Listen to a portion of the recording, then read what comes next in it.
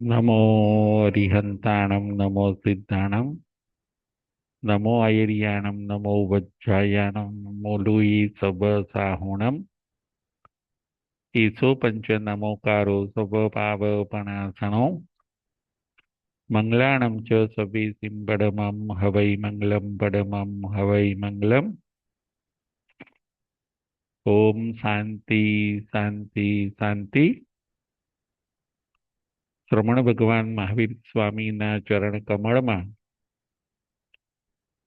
સદગુરુદેવના ચરણ કમળમાં ઉપકારી સર્વ સંત સતીજીના ચરણ કમળમાં આપણા સૌના ભાવપૂર્વક અવિરામ કોટી કોટી વંદન।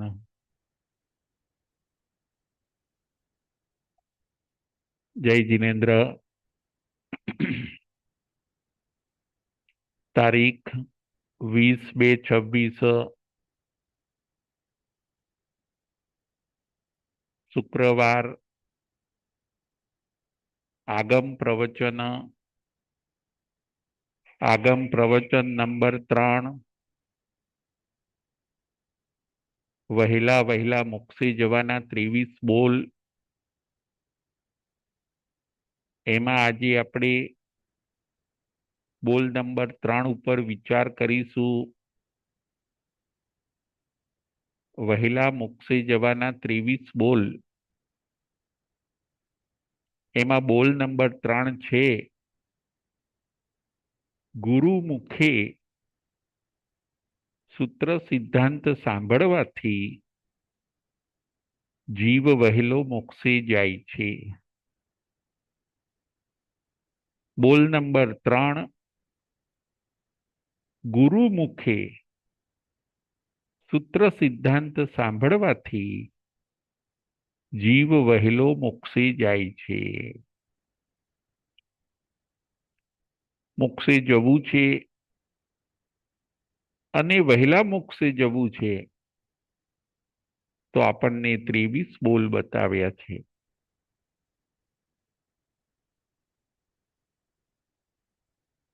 23 બોલમાંથી ત્રીજો બોલ છે કે ગુરુ મુખે જો આપણે સૂત્ર સિદ્ધાંત સાંભળીએ,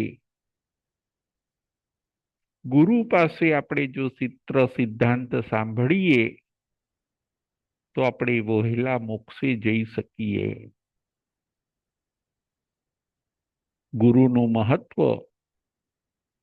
ગુરુ હોવા જોઈએ અને કોણે ગુરુ વાણી સાંભળી, આ 3 પોઈન્ટ ઉપર આજે આપણે વિચાર કરવાનો છે।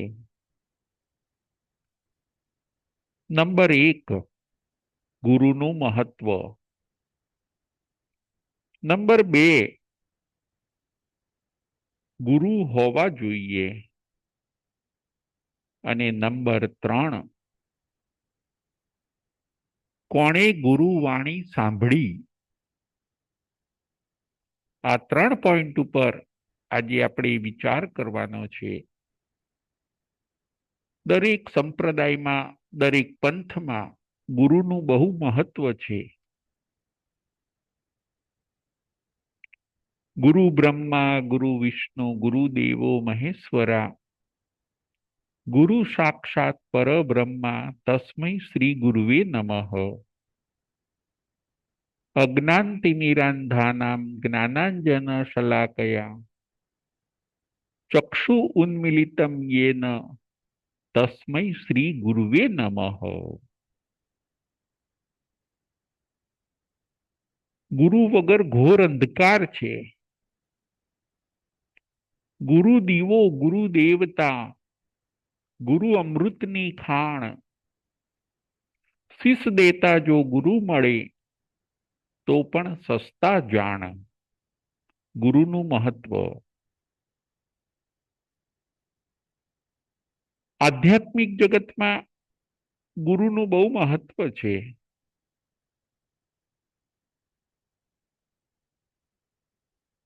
ગુરુ પણ 2 પ્રકારના બતાવ્યા, એક લૌકિક ગુરુ અને એક લોકોત્તર ગુરુ। લૌકિક ગુરુ આપણને દુનિયાનું જ્ઞાન આપે છે, જ્યારે લોકોત્તર ગુરુ આત્માનું જ્ઞાન આપે છે. ફરીથી, લૌકિક ગુરુ આપણને દુનિયાનું જ્ઞાન આપે છે, જ્યારે લોકોત્તર ગુરુ આપણને આત્માનું જ્ઞાન આપે છે. ગુરુના પણ બે પ્રકારો. લૌકિક ગુરુ આપણને બુદ્ધિ વધારી આપે છે, દુનિયાદારીનું ભાન કરાવે છે, સ્કૂલ કોલેજનું ભણાવે છે, જ્યારે આધ્યાત્મિક ગુરુ છે, લોકોત્તર ગુરુ છે, એ આપણને આત્માનું ભણાવે છે, નવ તત્વનું ભણાવે છે, મોક્ષ અને પરલોક સંબંધી વાતો આપણા મગજમાં બેસાડીને આપણને મોક્ષ માર્ગના પથિક બનાવે છે. બંને ગુરુનું બહુ મહત્વ છે. લૌકિક ગુરુ આપણો આ ભાવ સુધારે છે, જ્યારે લોકોત્તર ગુરુ છે એ આપણા આ ભાવ તો ખરો, પરંતુ ભવો ભવ સુધારી કાઢે છે. આવા ગુરુના મુખે જો આપણે સૂત્ર અને સિદ્ધાંત સાંભળીએ તો આપણે વહેલા મોક્ષે જઈ શકીએ. ગુરુનું મહત્વ. દેવ, ગુરુ અને ધર્મ ત્રણ તત્વ સાર, સંસાર અસાર. દેવ, ગુરુ અને ધર્મ.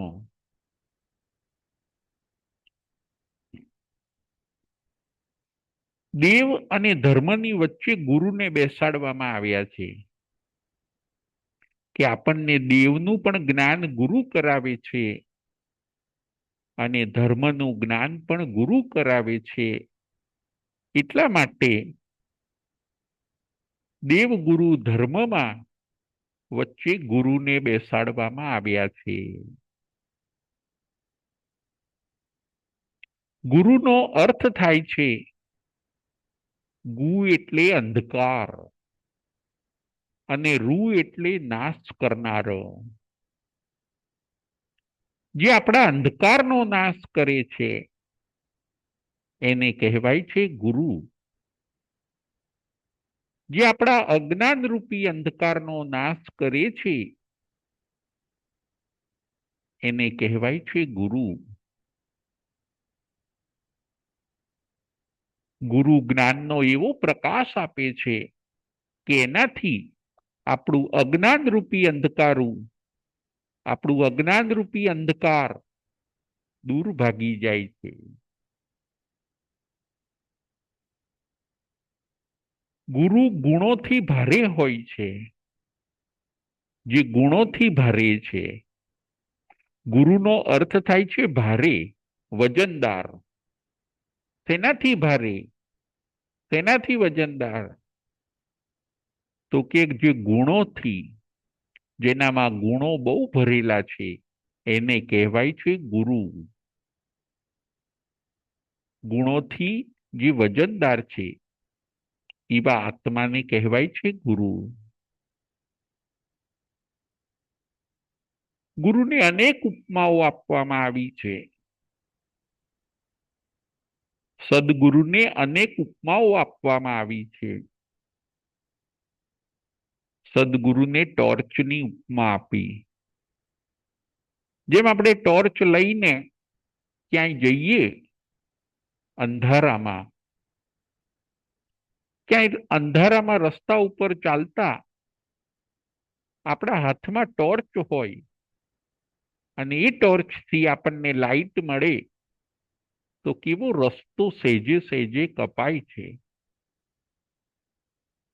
ટોર્ચ આગળ આગળ લાઈટ કરે છે, એમ ગુરુ પણ આપણા જીવનમાં આગળ આગળ લાઈટ કરે છે, પ્રકાશ પાથરે છે. ગુરુ ટોર્ચ જેવા છે. હાથમાં ટોર્ચ હોય પછી 5, 10 કે 15 કિલોમીટર ચાલવું આસાન છે, અંધારામાં ચાલવું અઘરું છે. બસ એવી જ રીતે જો તમારી પાસે ગુરુ છે તો મોક્ષ માર્ગે ચાલવું, આગળ વધવું અને મોક્ષની પ્રાપ્તિ કરવી એ ઘણું સહેલું છે. પણ જેની પાસે ટોર્ચ નથી એ અંધારામાં રસ્તો કાપી શકતા નથી, એક રસ્તેથી બીજે રસ્તે ફંટાઈ જાય છે, કેમ કે હાથમાં ટોર્ચ નથી. બીજા રસ્તા ઉપરથી ત્રીજા રસ્તે ફંટાઈ જાય છે, એક કેડી ઉપરથી બીજી કેડી ઉપર જતા રહે છે. પણ જેના હાથમાં ટોર્ચ છે એનો રસ્તો બદલાતો નથી, એનો રસ્તો મંજિલ જે તરફ છે એ તરફ એ આગળ વધે છે. ગુરુ ટોર્ચ જેવા છે, ગુરુ ગોવાળ જેવા છે, ગાયોને સાથે રાખે, ભેગી રાખે. ગાયો ઘણી હોય અને ગોવાળ એક હોય, એમ શિષ્યો ઘણીવાર ઘણા હોય અને ગુરુ એક હોય. ગુરુને ગોવાળની પણ ઉપમા આપવામાં આવી છે, ગુરુને ટોર્ચની પણ ઉપમા આપવામાં આવી છે. સદગુરુ વૈદ્ય શું જાણ, શ્રીમદજી કહે છે, સદગુરુને તું વૈદ્ય જાણ, એટલે કે ડોક્ટર. જેમ ડોક્ટર નાડી તપાસે અને એને આપણા આખા શરીરનો ખ્યાલ આવી જાય, બસ એવી જ રીતે આપણી વાત ઉપરથી સદગુરુ બધું સમજી જાય છે. આપણને કઈ રીતે આગળ વધારવા મોક્ષના માર્ગે, એ થોડાક આપણા ભાવ જાણવાથી સદગુરુ જાણી જાય છે કે આ મોક્ષાર્થી છે, આ આત્માર્થી છે. સદગુરુ વૈદ્ય શું જાણ. સદગુરુને તમે મેળવો, તમે ફરો, તમે સદગુરુને શોધો. ગુરુનું આવું મહત્વ છે. સદગુરુ જો મળી જાય તો આપણે નિહાલ થઈ જઈએ, અને જો ઘણીવાર કુગુરુ આપણને મળી જાય તો આપણો અનંત સંસાર પણ વધી જાય છે. ગુરુને નાવની ઉપમા સાથે પણ સરખાવ્યા છે. નાવ એટલે બોટ. નાવ 3 પ્રકારની હોય છે. બોટ 3 પ્રકારની. એક કાગળની બોટ હોય, એક પથ્થરની બોટ હોય અને એક લાકડાની બોટ હોય. એક કાગળની બોટ, એક પથ્થરની બોટ અને એક લાકડાની બોટ. બોટ એટલે નાવ. કાગળની બોટ હોય એ ખાલી દેખાવથી બોટ છે. એવી રીતે ઘણા ગુરુઓ ખાલી દેખાવથી હોય, એમનામાં ગુરુના ગુણો ન હોય, ખાલી દેખાવમાં ગુરુ જેવા લાગતા હોય. કાગળની બોટ હોય એને જો આપણે પાણીમાં મૂકીએ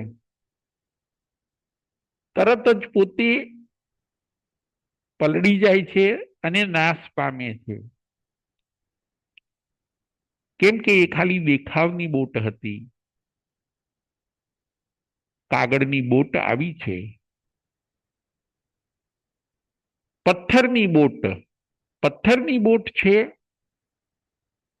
એ બહુ વજનદાર છે, સખત છે, સોલિડ છે, એનો ભલે નાશ થતો નથી, પરંતુ એ પથ્થરની બોટ કેવી છે, પોતે પણ ડૂબે અને એમાં જે બેઠા છે એને પણ ડૂબાડે.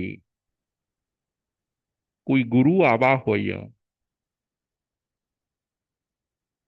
હજી સંકિત થયું ન હોય હજી ત્યાગ વૈરાગ્ય ન હોય એવા ગુરુઓને પથ્થરની બોટ સાથે સરખાવ્યા. એને જો પાણીમાં મૂકવામાં આવે, એની અંદર બેસવામાં આવે, તો એ બોટ પણ ડૂબે છે અને બીજા જીવોને પણ ડૂબાડે છે. અને ત્રીજી બોટ છે લાકડાની બોટ, વુડની બોટ. એ વુડની બોટ કેવી છે? પોતે પણ તરે અને બીજાને પણ તારે. વુડની બોટ પોતે તરે છે, બીજાને તારે છે. આ કિનારેથી પેલા કિનારે લઈ જાય છે, સંસારથી મોક્ષ તરફ લઈ જાય છે. સદગુરુ કેવા છે? તો કે સદગુરુ વુડની બોટ જેવા છે, લાકડાની બોટ જેવા છે. પોતે તરે છે અને બીજાને તારે છે. આવા સદગુરુ પાસે તમે સૂત્ર સિદ્ધાંતને સાંભળો, તો તમે વહેલા મોક્ષે જઈ શકશો. સદગુરુ વૈદ્ય શું જાણ. સદગુરુને શોધો, એને સમર્પિત થાઓ, એમના વચનને વધાવો, ચોક્કસ આત્માનું કલ્યાણ થશે. લૌકિક ગુરુને પણ માન આપો અને લોકોત્તર ગુરુને પણ માન આપો. લૌકિક ગુરુનો પણ વિનય કરીએ અને લોકોત્તર ગુરુનો પણ વિનય કરીએ. એમની સેવા અને શુશ્રૂષા કરીએ. એમની વાણીને આપણે આત્મસાત કરીએ. સૂત્ર સિદ્ધાંત એમના શ્રી મુખેથી સાંભળીએ. ગુરુ પાસે મોક્ષનો મેપ છે. જે મેપ મળી જાય પછી એ સ્થાને પહોંચવું કેવું આસાન છે. ગુરુ મોક્ષ માર્ગના ભૌમિયા છે. મોક્ષે કેવી રીતે જવાય, ક્યાંથી જવાય, શેનો ત્યાગ કરવાનો, શેની પ્રાપ્તિ કરવાની, એ સઘળું જાણે છે. ગુરુ પાસે મોક્ષની માસ્ટર કી છે. જેમ કોઈ લોક હોય, એને ખોલવું ડિફિકલ્ટ છે. કોઈ લોક હોય એને ખોલવું ડિફિકલ્ટ છે, પરંતુ જો ચાવી મળી જાય, કી મળી જાય, તો એક જ સેકન્ડમાં એને ખોલી શકાય છે. બસ તમારી પાસે ગુરુ છે, ચોક્કસ તમારી જીત થવાની. તમારી પાસે જો ગુરુ હશે તો મોક્ષના જે તાળા છે એ મોક્ષના તાળા ગુરુની ચાવીથી ખુલી જવાના. ગુરુ પાસેથી તમે જ્ઞાનરૂપી ચાવી મેળવો. ગુરુ તમને જ્ઞાનની એવી ચાવી આપશે કે મોક્ષનું ભારેખમ તાળું પણ આસાનીથી ખુલી જશે. મોક્ષના દરવાજા તમારા માટે ઈઝી થઈ જશે. પરંતુ જો ચાવી ન હોય તો તાળું ખુલી શકતું નથી. ગુરુ હોય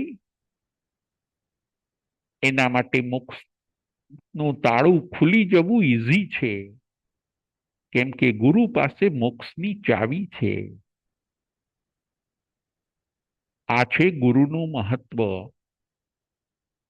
નંબર 1 ગુરુનું મહત્વ. નંબર 2 ગુરુ હોવા જોઈએ. આપણે વિચાર કરીએ આપણા જીવનમાં સદગુરુ છે કે નહીં.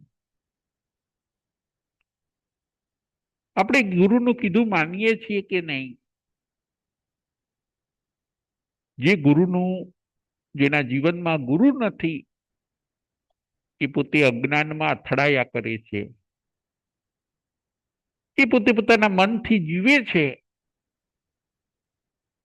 અને મનથી જીવન પૂરું કરે છે. ગુરુની આજ્ઞા, ગુરુની આજ્ઞા પ્રમાણે જીવવું અને મનસ્વી રીતે જીવવું, બંનેમાં આસમાન જમીનનો ફેર છે. જેના જીવનમાં ગુરુ નથી, એમને ખ્યાલ નથી, એ પોતે જિંદગી મળી છે તો મનથી જે રીતે આવડે એ રીતે જીવે છે અને જીવન પૂરું કરે છે. ગુરુ હોવા જોઈએ. આપણી ભારતીય સંસ્કૃતિમાં ગુરુનું બહુ મહત્વ છે. મોટા મોટા બુદ્ધિશાળી લોકો પણ ગુરુ રાખતા હતા. મોટા મોટા શક્તિશાળી લોકો પણ ગુરુ રાખતા હતા. કુમારપાળ મહારાજા આખા ગુજરાતનું રાજ્ય કરે. પાટણના કુમારપાળ મહારાજા આખા ગુજરાતને સંભાળે. એમના ગુરુ હોય છે હેમચંદ્ર સુરી મહારાજ સાહેબ. હેમચંદ્ર સુરી મહારાજ સાહેબને ગુરુ માન્યા હોય છે.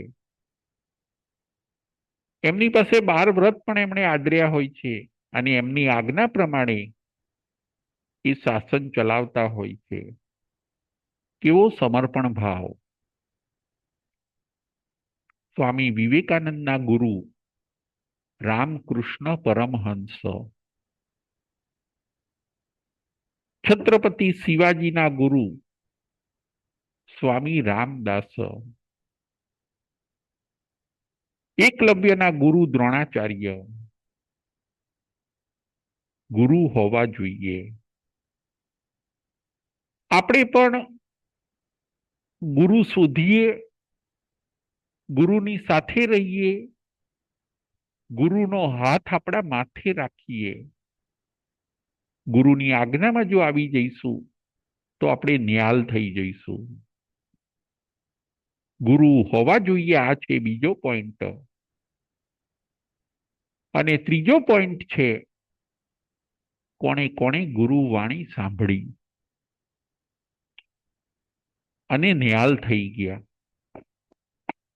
એના ઉપર સંક્ષેપથી આપણે 5 દ્રષ્ટાંતનો વિચાર કરીશું. કોણે કોણે ગુરુ વાણી સાંભળી અને નિહાલ થઈ ગયા. કોઈ મોક્ષે જતા રહ્યા, વહેલા વહેલા મોક્ષે જતા રહ્યા, કોઈ એકાવતારી બન્યા, કોઈક સંકિત પામી ગયા, કોઈકે ગુરુવાણી સાંભળી અને કોઈકે જીનવાણી સાંભળી. કોઈને છદ્મસ્ત ગુરુ પણ હોઈ શકે અને કોઈને વિતરાગી ગુરુ પણ હોઈ શકે. જેમ આપણા ગુરુ અત્યારે કોઈ હોય તો એ છદ્મસ્ત છે, જ્યારે ચંદન બાળા, મૃગાવતી, ગૌતમ સ્વામી એમના ગુરુ તીર્થંકર હોય છે. એમના ગુરુ ભગવાન મહાવીર સ્વામી હોય છે. ગુરુ પણ આવી રીતે 2 પ્રકારના, એક તીર્થંકર કોઈના ગુરુ હોય, કેવલી કોઈના ગુરુ હોય, અને કોઈક ગુરુ છદ્મસ્ત હોય.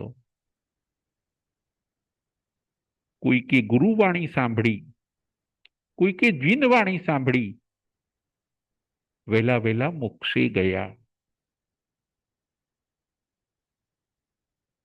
એ પણ આજ વાત બતાવવી છે કે ગુરુમુખે કે જીનવાણીના અમુક જ શબ્દ સાંભળ્યા અને આત્માનું કલ્યાણ કર્યું. કોઈકે 2 શબ્દ જ સાંભળ્યા, કોઈએ 3 શબ્દ સાંભળ્યા, કોઈએ 4 શબ્દ સાંભળ્યા, કોઈકે એક જ પ્રવચન સાંભળ્યું અને આત્માનું કલ્યાણ કરી લીધું. આ છે જીનવાણીની તાકાત. આ છે ગુરુવાણીની તાકાત. 2 શબ્દ સાંભળવાથી પણ આત્માનું કલ્યાણ થઈ જાય. 3 શબ્દ સાંભળવાથી, 4 શબ્દ સાંભળવાથી, એક પ્રવચન સાંભળવાથી પણ કલ્યાણ થઈ જાય. કોણે કોણે ગુરુવાણી અને જીનવાણી સાંભળી એના ઉપર સંક્ષેપથી આપણે 5 દ્રષ્ટાંત જોઈશું. દ્રષ્ટાંત નંબર 1, માસ્તુસ મુનિનું દ્રષ્ટાંત. માસ્તુસ મુનિ એમને જ્ઞાનાવરણીય કર્મનો ઉદય હોય છે, કઈ યાદ ન રહે. ગુરુ એમને કહે છે, તમે મા રૂસ અને મા તુસ આ બે શબ્દ તમે કંઠસ્થ કરો. ગુરુ મુખેથી પ્રસાદી મળી, મા રૂસ અને મા તુસ, બસ આ બે શબ્દ તમે કંઠસ્થ કરો. પરંતુ આ મુનિને ભયંકર જ્ઞાનાવરણીય કર્મનો ઉદય હોય છે, કંઈ યાદ ન રહે, છતાં પણ સમર્પણ ભાવ જબરજસ્ત હોય છે. ગુરુ પ્રત્યેનો વિનય જબરજસ્ત હોય છે. મા રૂસ મા તુસ, ગુરુએ 6 અક્ષર આપ્યા હોય છે. એ 6 અક્ષરના આખા 2 અક્ષર બનાવી દીધા, એમણે 4 અક્ષર જ બનાવી દીધા. 4 અક્ષર અને 2 શબ્દ, મા રૂસ અને મા તુસ. 6 અક્ષરમાંથી 4 અક્ષર બની ગયા અને 2 શબ્દ બની ગયા, મા રૂસ મા તુસ. બસ આટલું ગોખ્યા કરે, મા રૂસ મા તુસ. એનો અર્થ થાય છે કે આપણે રાગ પણ ન કરવો અને દ્વેષ પણ ન કરવો. અનુકૂળતા મળી જાય તો બહુ રાગ પણ ન કરવો, અને કદાચ પ્રતિકૂળતા મળે તો દ્વેષ ન કરવો. આવો ગુરુ મંત્ર ગુરુના મુખેથી આ મુનિને મળી ગયો, અને મુનિ ગોખે છે, મા રૂસ મા તુસ, એમાંથી માસ્તુસ માસ્તુસ થઈ ગયું. ગોખ્યા કરે. બીજા મુનિઓ હાંસી કરે કે 2 શબ્દ ગોખવા આપ્યા, છતાં પણ એમાં અમુક શબ્દ એ ભૂલી જાય છે, આમને શું યાદ રહેવાનું છે. બીજા મુનિઓ હાંસી કરે. પરંતુ ગુરુ મુખેથી આ મળેલા શબ્દ પ્રત્યે અત્યંત સમર્પિત એ માસ્તુસ મુનિને માસ્તુસ માસ્તુસ શબ્દ ગોખતા ગોખતા કેવળ જ્ઞાન અને કેવળ દર્શનની પ્રાપ્તિ થાય છે. કેમ કે ગુરુ મુખેથી મળેલી પ્રસાદી હોય છે. મને આવડશે, મારા ગુરુએ મને જે આપ્યું છે એને એ પ્રેમથી વધાવે છે, ગુરુના વચનને સમર્પિત થઈ જાય છે, અને ગુરુ પાસેથી મળેલા એ 2 શબ્દથી માસ્તુસ મુનિ પોતાના આત્માનું કલ્યાણ કરે છે અને વહેલા વહેલા મોક્ષે જાય છે. જુઓ, ભણેલા બધા રહી ગયા, પરંતુ ગુરુ મુખેથી મળેલા 2 શબ્દ એનાથી માસ્તુસ મુનિ તરી જાય છે. બીજું દ્રષ્ટાંત છે ચંડ કૌશિક સર્પનું. ચંડ કૌશિક સર્પને પણ ગુરુ મુખેથી 2 શબ્દ મળે છે. ભગવાન મહાવીર સ્વામીના મુખેથી ચંડ કૌશિક સર્પને પણ 2 શબ્દ મળે છે, બુજ્જ બુજ્જ. 2 શબ્દ. હે ચંડ કૌશિક, તું બોધ પામ. બુજ્જ બુજ્જ. અને ખૂબ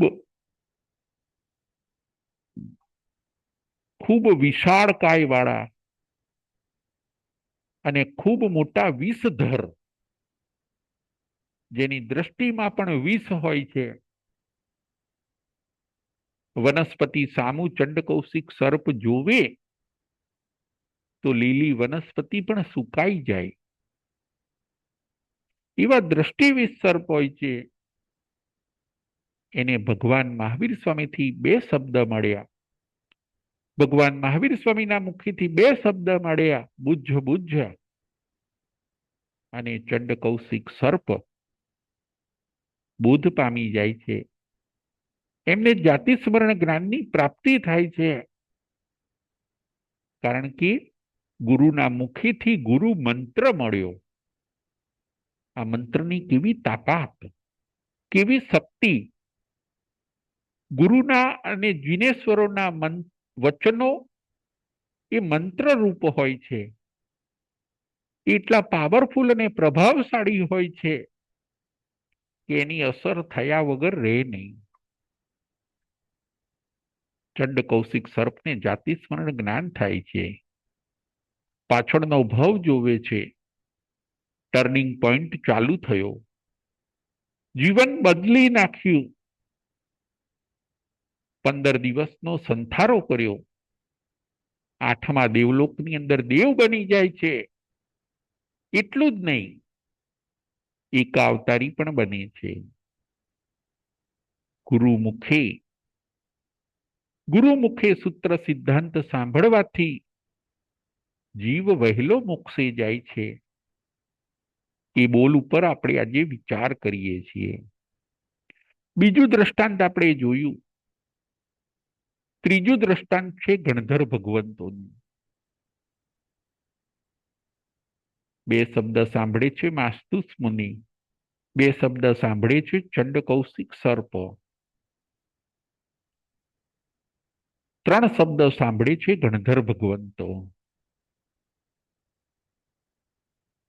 તીર્થંકર ભગવંતો પાસે, એમની પાસેથી ગણધર ભગવંતો 3 જ શબ્દ સાંભળે છે, ઉપનેવા, વિગમેવા ને ધુવેવા.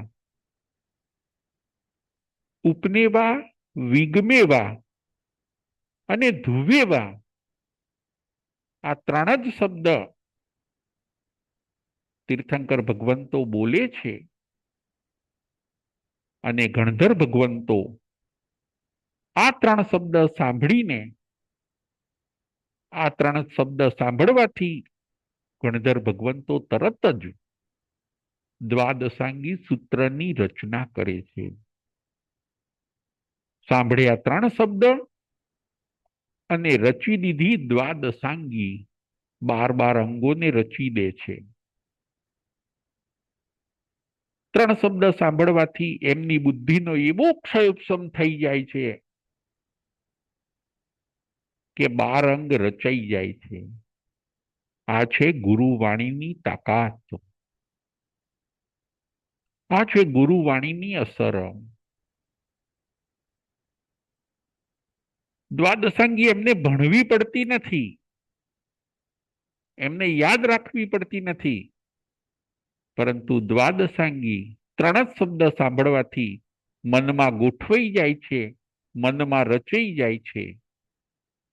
ગણધર ભગવંતોને કેટલા શબ્દ સાંભળ્યા? તો કે 3 જ શબ્દ સાંભળ્યા, ઉપનેવા, વિગમેવા ને ધુવેવા. આ છે ત્રીજું દ્રષ્ટાંત. ચોથું દ્રષ્ટાંત છે રોહિણીયા ચોરનું. ભગવાન મહાવીર સ્વામી પાસે 4 જ વાક્ય સાંભળ્યા અને જીવનનું પરિવર્તન કરીને ભગવાન મહાવીર સ્વામી પાસે દીક્ષા લે છે. રોહિણીયો ચોર જે ભગવાન મહાવીર સ્વામી પાસે 4 જ વાક્ય સાંભળે છે. કયા 4 વાક્યો? ભગવાન મહાવીર સ્વામી દેવોનું વર્ણન કરતા હોય છે. રોહિણીયાને એના પિતાએ ના પાડી હોય છે કે તારે ક્યારેય ભગવાન મહાવીર સ્વામીની વાણી સાંભળવાની નહીં, મને વચન આપ. મરતી વખતે રોહિણીયા ચોરના પિતાએ રોહિણીયા ચોર પાસે વચન માગ્યું હોય છે કે તું મને વચન આપ. આપણે આપણો જે ધંધો છે એને ક્યારેય બદલવાનો નથી. વર્ષોથી આપણી પેઢી ચોરીનું કામકાજ કરતી આવી હોય છે અને રોહિણીઓ ચોર પોતાના પિતાને વચન આપે છે કે હું ક્યારેય મહાવીર સ્વામીના વચનોને સાંભળીશ નહીં. એકવાર એવું બને છે, ભગવાન મહાવીર સ્વામીની દેશના ચાલતી હોય છે, રોહિણીઓ ચોર ત્યાંથી નીકળે છે, પગમાં કાંટો વાગ્યો, આંગળીઓ બંને કાનમાં નાખી હોય છે કે ભગવાનનો અવાજ સંભળાય નહીં, પરંતુ પગમાં કાંટો વાગ્યો. હવે કાંટો કાઢવા માટે કાનમાંથી આંગળી કાઢવી પડે, અને કાંટો કાઢવા માટે કાનમાંથી આંગળી કાઢે છે. ભગવાનના 4 વાક્યો સંભળાઈ ગયા અનાયાસે, બાય ચાન્સ.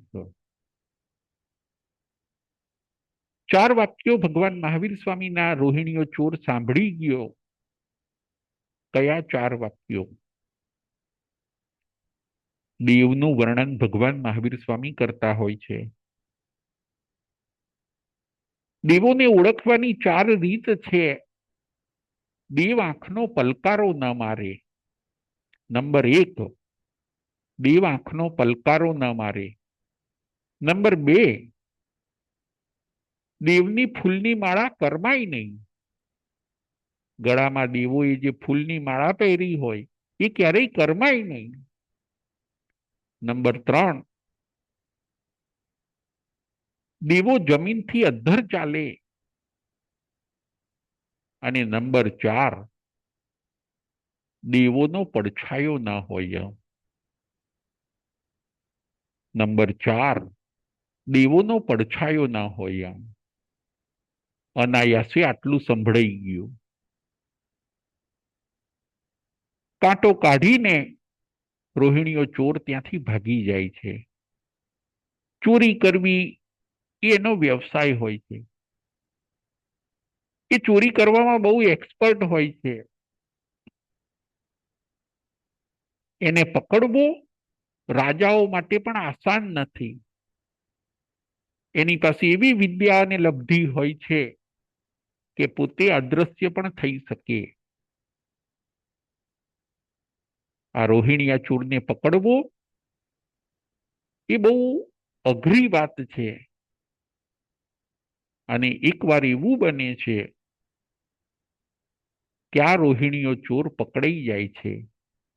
શ્રેણિક રાજાના કહેવાથી અભયકુમાર આખું સટ્ટું ગોઠવે છે. રોહિણીયા ચોરને ચોરીની કબૂલાત કરાવવા માટે આખું દેવલોક જેવું વાતાવરણ ઊભું કરે છે. એને બોલાવવા માટે. અને આજે તો એ અભયકુમારની બુદ્ધિથી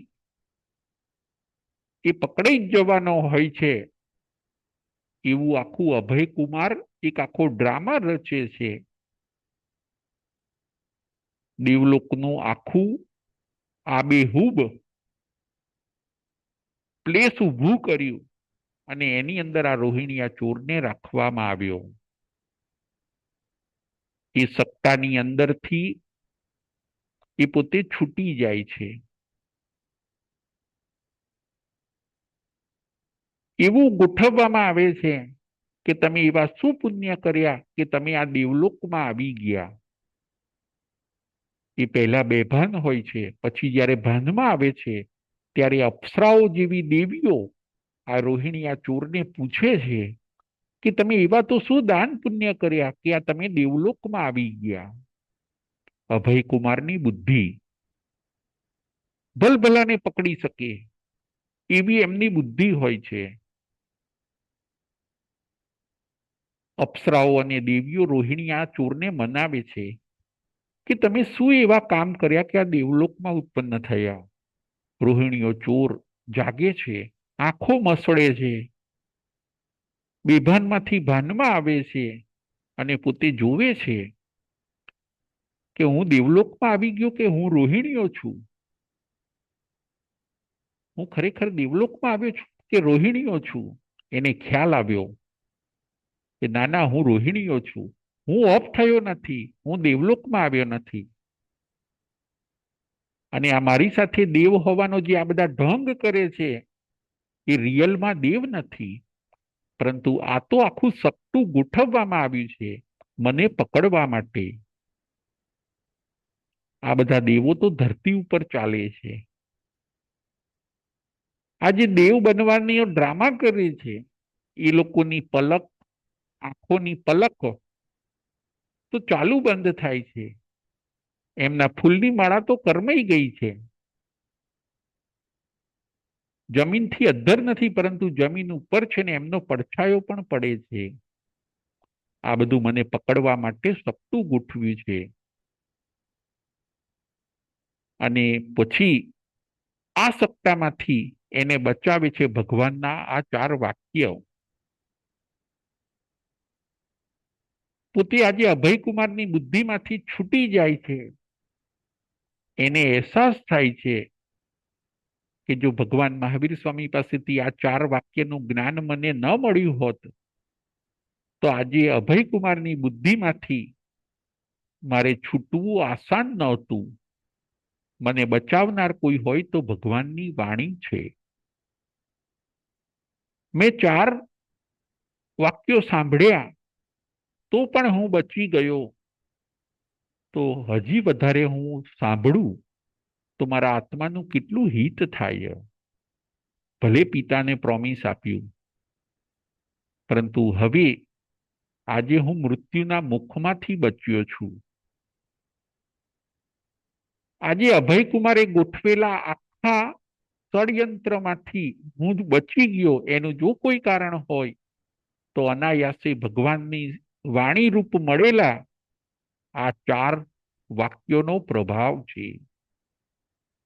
વાણી પ્રત્યે એટલો ઇમ્પ્રેસ થયો કે રોહિણીઓ ચોર અભયકુમાર એમને છોડી દે છે. અને એ રોહિણીઓ ચોર ભગવાન મહાવીર સ્વામી પાસે જઈને દીક્ષા લે છે, આત્માનું કલ્યાણ કરે છે. ગુરુ મુખથી મળેલી 4 શબ્દોએ રોહિણીયા ચોરને બચાવી લીધો અને મોક્ષ માર્ગનો પથિક બનાવી દીધો. આ છે વચનોની શક્તિ. 5મું દ્રષ્ટાંત છે ગૌતમ સ્વામીનું. ગૌતમ સ્વામી એક જ પ્રવચન સાંભળે છે ગુરુ મુખેથી. છેલ્લા કેવડી થયા. આપણા ભરત ક્ષેત્રના ચોથા આરાના છેલ્લા જો કોઈ કેવડી હોય તો એ છે જંબુ સ્વામી. અને એ જંબુ સ્વામીએ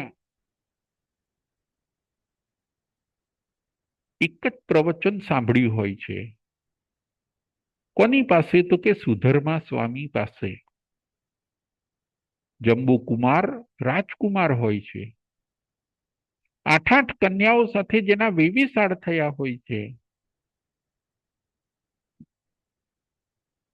એવા જંબુકુમાર સુધર્મા સ્વામી 5મા ગણધર ભગવાન મહાવીર સ્વામીના એમના સંપર્કમાં આવે છે અને એક જ પ્રવચન સાંભળે છે. અને એક પ્રવચન સાંભળવાથી એવો ટર્નિંગ પોઈન્ટ આવી જાય છે કે હવે તો દીક્ષા એ જ કલ્યાણ. પણ કરવું શું? માતા પિતાએ 8 કન્યાઓ સાથે વેવિશાળ કરી દીધા છે. જંબુ કુમાર હવે મોક્ષ માર્ગના પથિક બનવું છે. ઘરે આવીને 8 કન્યાઓ સાથે લગ્ન પણ કરે છે. લગ્ન કર્યા પછી 8 કન્યાઓને સમજાવે છે. અને બને છે પણ એવું કે 8 કન્યાઓ સંયમ જીવન લેવા માટે તૈયાર થઈ જાય છે. જુઓ, જંબુ કુમારે એક પ્રવચન સાંભળ્યું. એ પ્રવચનની અસર એવી રહી કે એમણે 8 કન્યાઓને સંભળાવ્યું. દેહની નશ્વરતા, કર્મોની વિચિત્રતા, આત્માનું શ્રેય અને મોક્ષ માર્ગ, મનુષ્ય જન્મની દુર્લભતા, આ બધું જંબુકુમાર જ્યારે 8 કન્યાઓને સમજાવે છે ત્યારે 8 કન્યાઓ પણ સંયમ જીવન લેવા માટે તૈયાર થઈ જાય છે. 8 કન્યાના માતા પિતા પણ સંયમ જીવન લેવા માટે તૈયાર થઈ જાય છે. અને એ રાત્રે ચોરી કરવા આવેલા પ્રભવ ચોર પણ 500 ચોરો સાથે દીક્ષા લેવા તૈયાર થઈ જાય છે. 500 ચોર, 8 કન્યાઓ, જંબુ સ્વામી, જંબુ કુમાર અને 8 કન્યાઓના માતા પિતા આ બધા સંયમ જીવન લેવા માટે તૈયાર થઈ જાય છે. કોની પાસે? તો કે સુધર્મા સ્વામીની પાસે. આ બધામાં મૂળ કારણ હોય તો જંબુ કુમારે સાંભળેલું એક જ પ્રવચન, સુધર્મા સ્વામી પાસે એક જ પ્રવચન સાંભળ્યું અને એવો બોધ લાગી ગયો, એવો પ્રતિબોધ લાગી ગયો, એવો ગુરુ મંત્ર મળી ગયો કે એમણે મોક્ષના તાળા ખોલી કાઢ્યા. જંબુ કુમાર પણ મોક્ષે ગયા,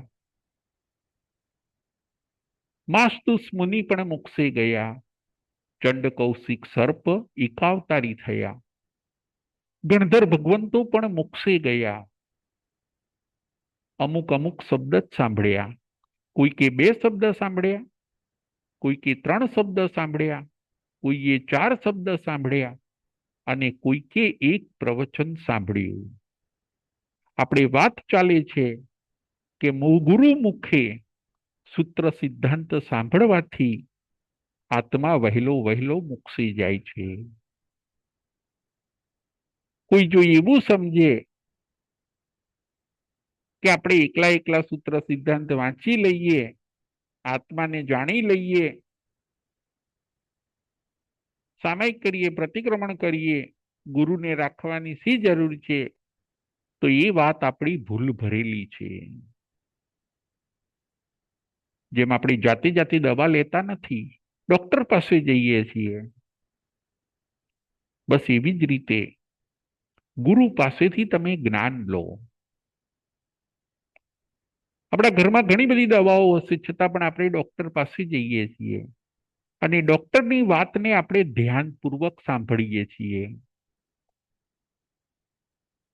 એક નાની પણ ડોક્ટર આપણને દવા આપે, એક નાની પણ ટીકડી આપે, એનાથી મોટો રોગ આપણો શાંત થઈ જાય છે. બસ એવું જ બને છે. ગુરુ આપણને એક નાની કે થોડી પણ જો ગુરુવાણી આપે તો એ નાની ગુરુવાણીથી પણ આપણો મોહરૂપી મોટો રોગ, રાગ દ્વેષ રૂપી ભયંકર શત્રુઓ નાશ પામી જાય છે. જે મેડિસિનમાં તાકાત છે એવી જ રીતે ગુરુવાણીમાં પણ તાકાત છે. મેડિસિન રોગને ભગાડે છે, ગુરુવાણી છે એ આત્માના શત્રુઓને ભગાડે છે. ગુરુવાણી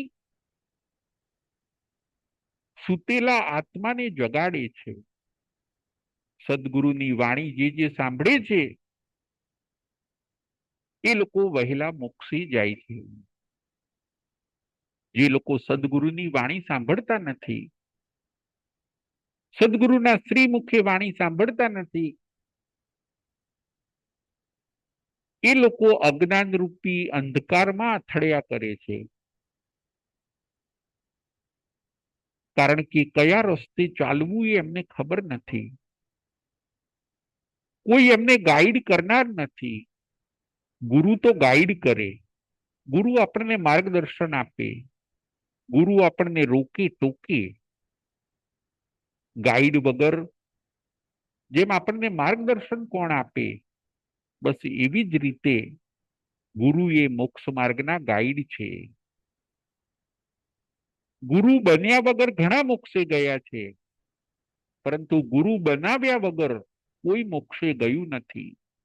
ફરીથી, ગુરુ બન્યા વગર ઘણા મોક્ષે ગયા છે, પરંતુ ગુરુ બનાવ્યા વગર કોઈ મોક્ષે ગયું નથી. ગુરુનો આપણા ત્યાં બહુ મહત્વ છે. ગુરુ પાસે 2 જ્ઞાન છે, શાસ્ત્ર જ્ઞાન પણ છે અને અનુભવ જ્ઞાન પણ છે. ફરીથી, ગુરુ પાસે 2 જ્ઞાન છે, શાસ્ત્ર જ્ઞાન પણ છે અને અનુભવ જ્ઞાન પણ છે. મોસ્ટ ઇમ્પોર્ટન્ટ અનુભવ જ્ઞાન. એમની પાસે એટલું બધું અનુભવ જ્ઞાન છે કે આપણું ક્યાંય અહિત ન થવા દે, આપણને શ્રેયના માર્ગે આગળ વધારે. આવા ગુરુને આપણે મેળવવાના છે, એવા ગુરુને આપણે સમર્પિત થવાનું છે, એવા સદગુરુનો આપણે વિનય કરવાનો છે, અને એવા સદગુરુને ના વચનને આપણે આત્મસાત કરીને એમના શ્રી મુખેથી સાંભળીને આપણે આપણા આત્માનું કલ્યાણ કરવાનું છે. ગુરુ ગોવિંદો નોખડે કિસકો લાગુ પાય, બલિહારી ગુરુદેવ કી જીને ગોવિંદ દિયો બતાય. ભગવાનનું જ્ઞાન પણ આપણને કોણ કરાવે છે? તો કે ગુરુ કરાવે છે.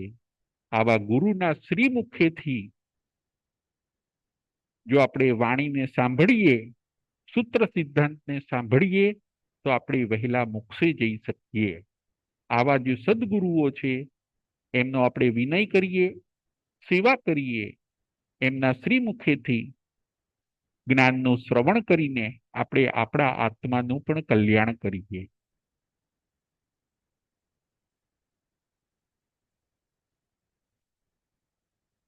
પ્રશ્નોત્તરી.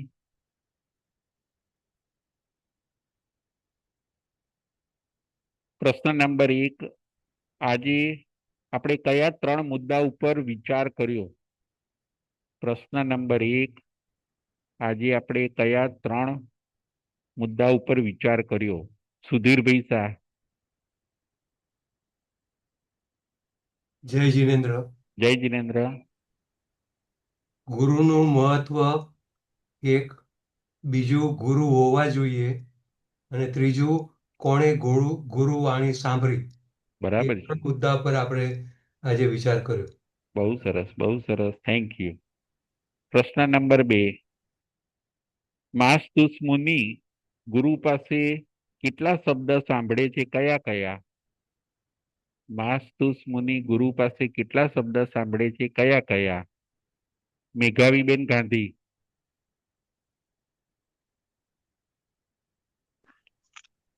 બોલો બોલો. હા હા, જય જીનેન્દ્ર. જય જિનેન્દ્ર. જય જીનેન્દ્ર. માસ્તુસ મુનિ 2 શબ્દ સાંભળે છે, મારુષ અને માતુષ. બહુ સરસ, બહુ સરસ, થેન્ક યુ.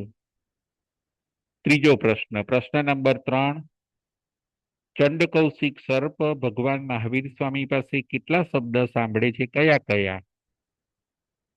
ચંડ કૌશિક સર્પ ભગવાન મહાવીર સ્વામી પાસે કેટલા શબ્દ સાંભળે છે? કયા કયા? કલ્પનાબેન શાહ.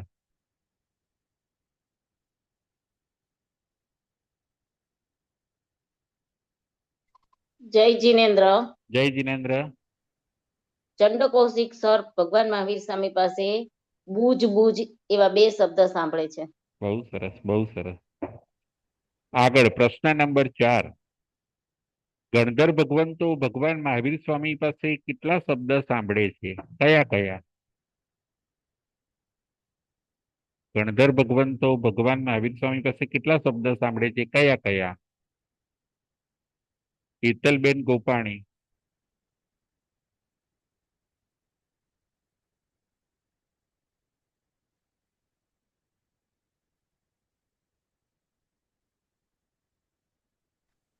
હેતલબેન ગોપાણી. જય જીનેન્દ્ર.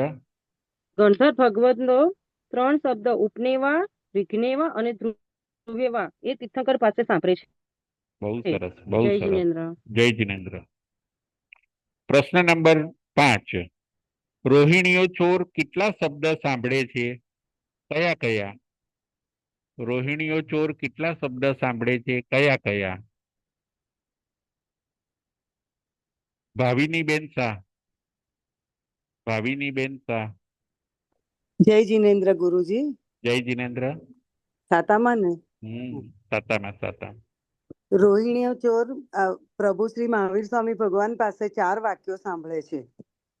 પહેલું વાક્ય દેવનું, પ્રભુ શ્રી મહાવીર ભગવાન દેવનું વર્ણન કરતા હોય છે. તેઓ કહે છે પહેલું વાક્ય કે દેવ પલકારો ન દેવ આંખનો પલકારો ન મારે. બીજું વાક્ય દેવની ફૂલમાળા કદી કરમાય નહીં. ત્રીજું વાક્ય દેવો જમીનથી અધ્ધર ચાલે. અને ચોથું અને છેલ્લું વાક્ય દેવોને પડછાયા હોતા નથી. બહુ આ 4 સરસ, વાક્ય સાંભળે છે. બહુ સરસ, બહુ સરસ. Thank you. પ્રશ્ન નંબર 6.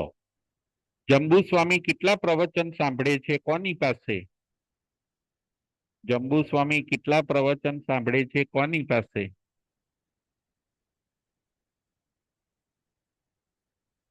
જંબુસ્વામી કેટલા પ્રશ્ન સાંભળે છે કોની પાસે? મેઘાવીબેન.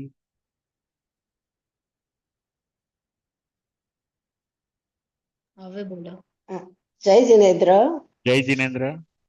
હા, જંબુસ્વામી ગૌતમ ગૌતમ જંબુસ્વામી શું પ્રશ્ન ભૂલી ગઈ પાછી. ગૌતમ સ્વામી કોની પાસે પ્રવચન સાંભળે છે?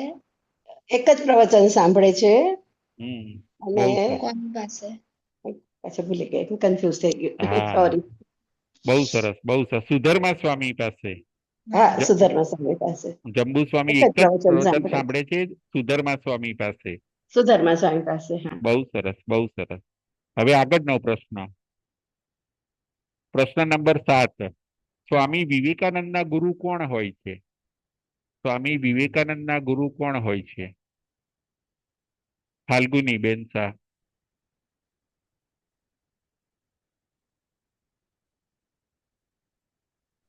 જય જિનેન્દ્ર. જય જિનેન્દ્ર.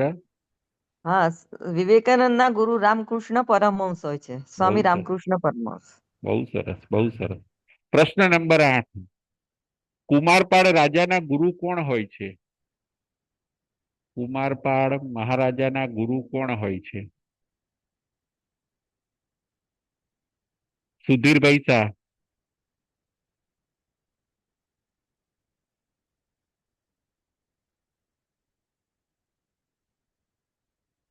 જય જિનેન્દ્ર.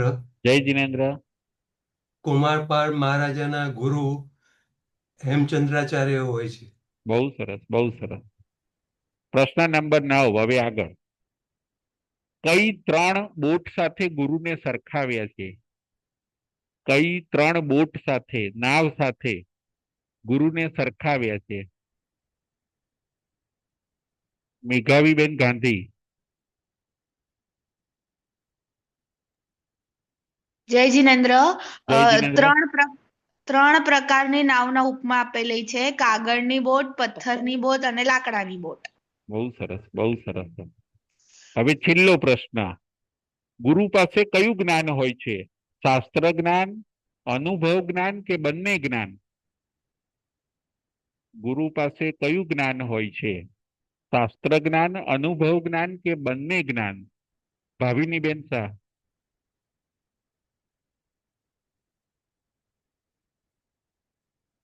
ભાવિની બેન શાહ. કલ્પના બેન શાહ.